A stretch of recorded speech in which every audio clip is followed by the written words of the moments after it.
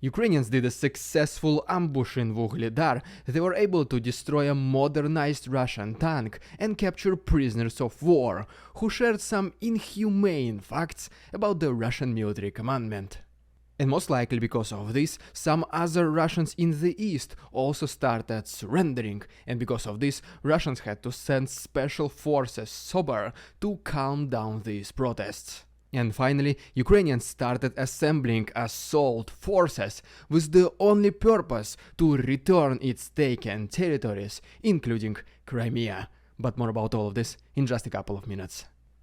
What's up, investors? It's the Russian dude. And let's go straight to the point and see some most recent footage. And our first picture comes us from America, and it is something everyone is talking about. This is this huge spy balloon which was sent by Chinese to spy on Americans. This balloon is flying extremely high, higher than all the commercial planes, and the government of America decided to leave it as it is and not to intercept it. At first, when it was still not 100% certain whether this was a spy balloon or not, the Chinese authorities said that, yeah, this is just our students collecting some intelligence data for their science project.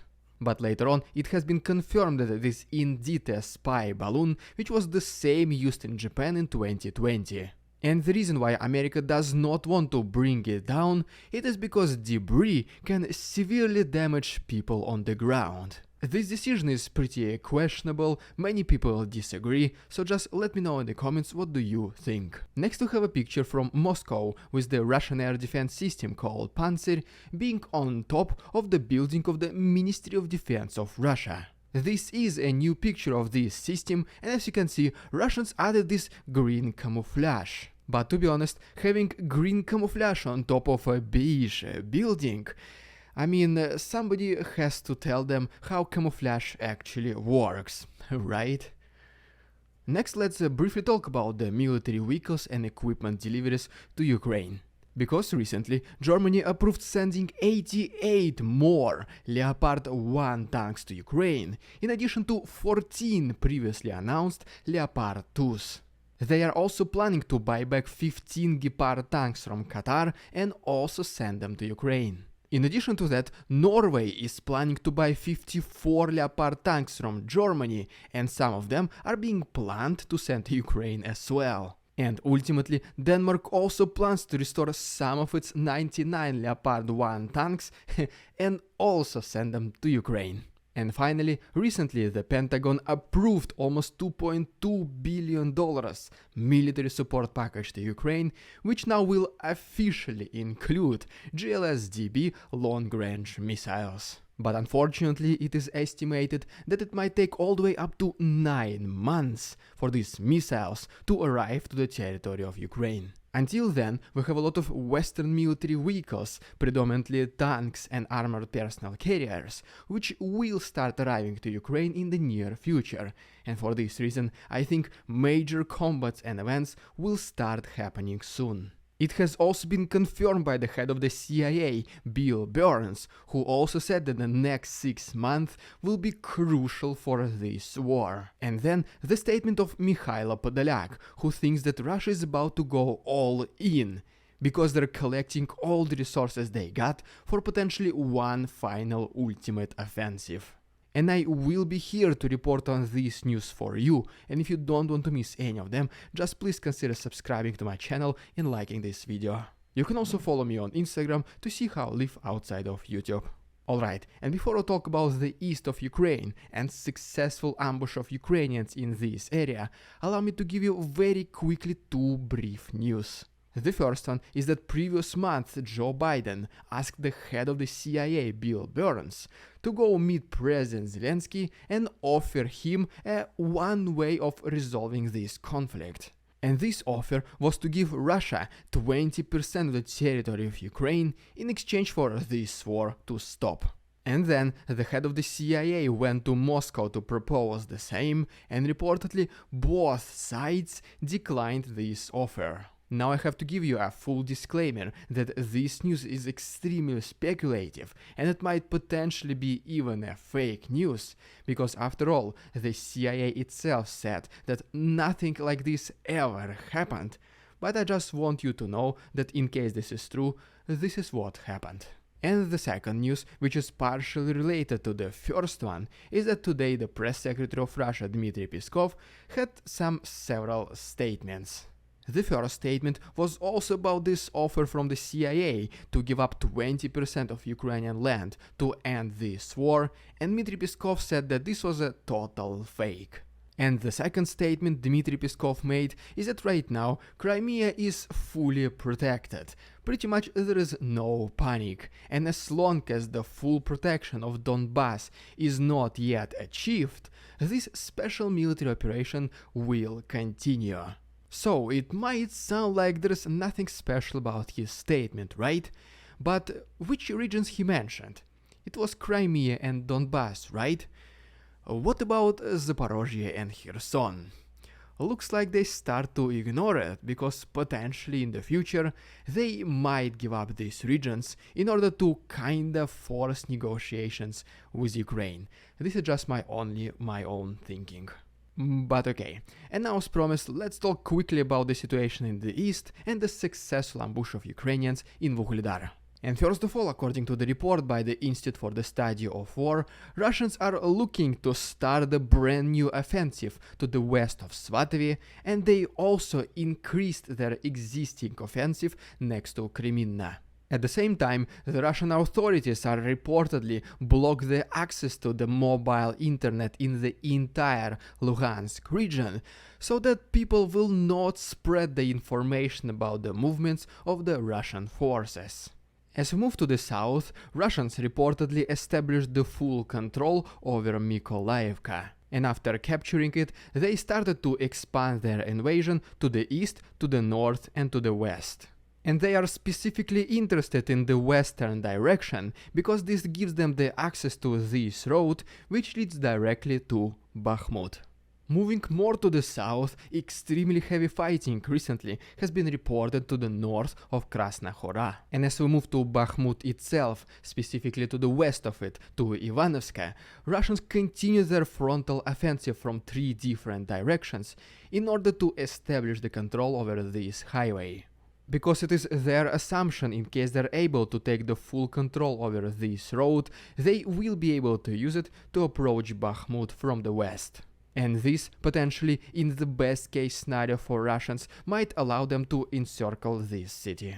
As we move down to Avdiivka, Ukrainians also reported several severe attacks by Russians against this settlement, but as you can see right here, this city still stands. And ultimately, as we go to Vuhledar, Russians continue their frontal offensive against these settlements, and also recently they increased the use of artillery. But because of the prehistoric tactics that Russian military commandment is using, which is just basically using as many people as possible in order to fulfill their military objectives, the Marine brigades of Russians have been suffering significant losses since this offensive against Vuhledar.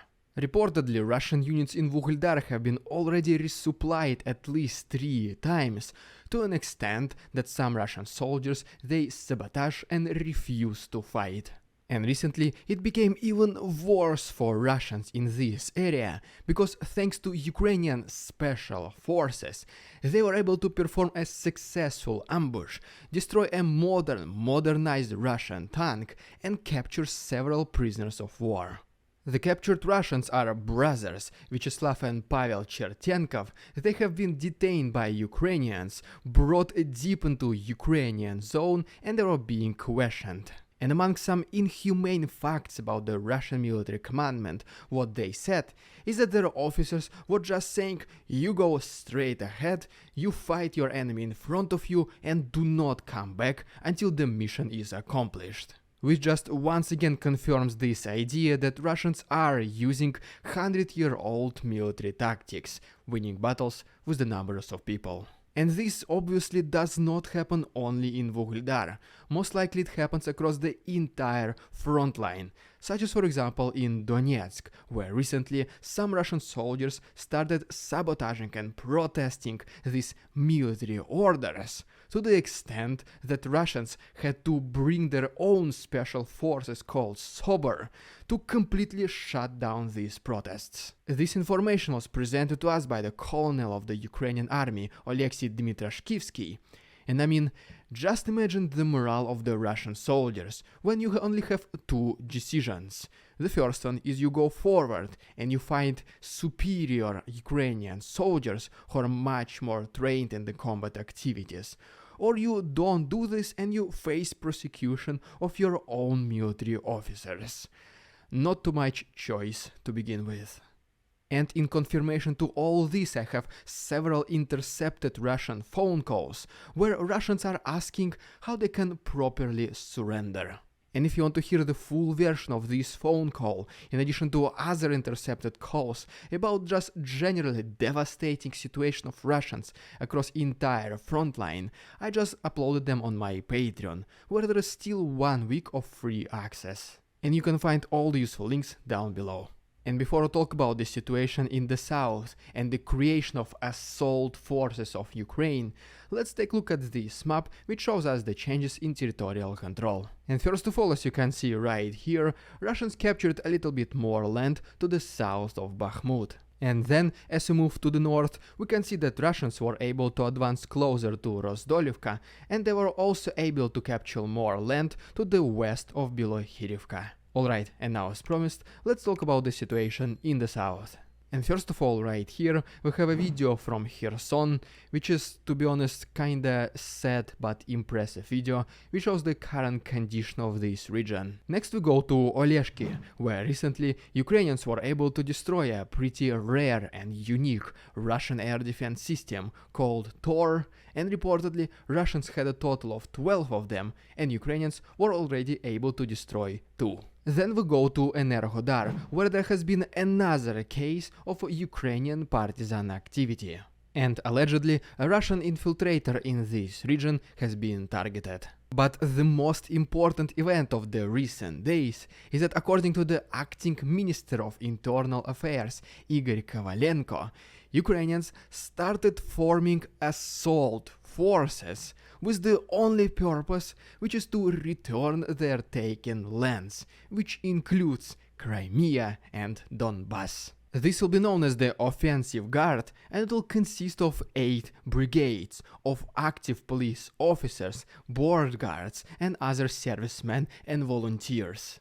One brigade usually consists of 3,000 to 5,000 people. That is why these assault forces are estimated to be at approximately 30,000 military personnel. Most likely, the volunteers who will be applying to these forces will be those people who lost their homes, relatives or friends, and they most certainly will be looking for a revenge. For this reason, they are not expected to perform rear guard tasks. They will only be fighting on the front lines and advancing with their righteous retribution. And because the majority of these people will be in one way or another related to the military, still after several months of training, they will be pretty much perfect soldiers. And so yes, as a result, what do we have? The Western military vehicles and equipment which are coming sooner or later to Ukraine. Then the announcement of the GLSDB long-range missiles which will also be supplied to Ukraine. And then the creation of these assault forces with the sole purpose to take back Ukrainian territory. And on the other hand, we have low morale Russian soldiers who are forced to fulfill the orders of their military officers. They suffer significant losses because of 100-year-old military tactics, and they basically don't even have the idea what they are doing on the territory of another country. The victory of Ukraine is inevitable, and the first stages of it will start in the next several months. And just once again, if you don't want to miss any of these events, just please subscribe to my channel. It only takes one click. And if you want to support my channel financially, please consider becoming my channel member, use a PayPal link, or become my Patreon, where there is still 1 week of free access. All the other useful links can be found to the right and down below. Thank you so much for your attention, товарищи, and see you on Monday.